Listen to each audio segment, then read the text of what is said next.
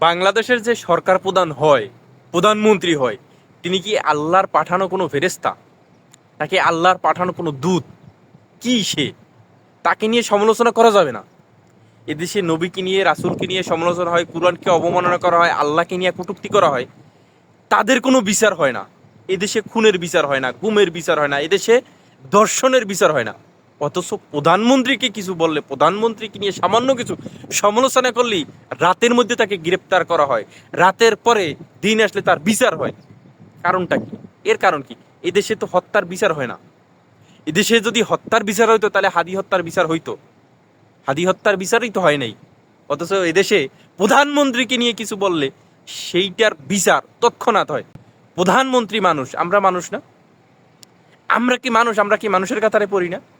শরীফ ওসমান হাদির বিচার এই বাংলাদেশে এখন পর্যন্ত হয়নি। অথচ প্রধানমন্ত্রীকে নিয়ে কিছু বললে রাতের মধ্যে গ্রেপ্তার হয়। এই যে রাতের মধ্যে গ্রেপ্তার হয়, এটি হলো স্বৈরাচারী মনোভাব। সমালোচনা সহ্য করার ক্ষমতা থাকতে হবে। বাক স্বাধীনতা কি, এইটা শিখেই গেছে ডক্টর মোহাম্মদ ইউনূস। অন্তর্বর্তীকালীন সরকার, অন্তর্বর্তীকালীন সরকারের সময় কোনো কথা বলতে ভয় করে নাই, ভয় করে কোনো কথা বলিনি। যারে যেটা বলা দরকার, সমালোচনা করা দরকার, সেইভাবে সমালোচনা করছি। কিন্তু বিএমপি আসার পরে সমালোচনা নিতেই পারতেছে না। কারণটা কি? সমালোচনা করতে দিতে হবে, সমালোচনা নিতে পারতে হবে, সমালোচনা নেওয়ার যোগ্যতা থাকতে হবে, সহ্য করার ক্ষমতা থাকতে হবে। ওই চেয়ারে বসছেন, অবশ্যই সমালোচনা সহ্য করার ক্ষমতা রাখতে হবে। আমরা গঠনমূলক সমালোচনা করব।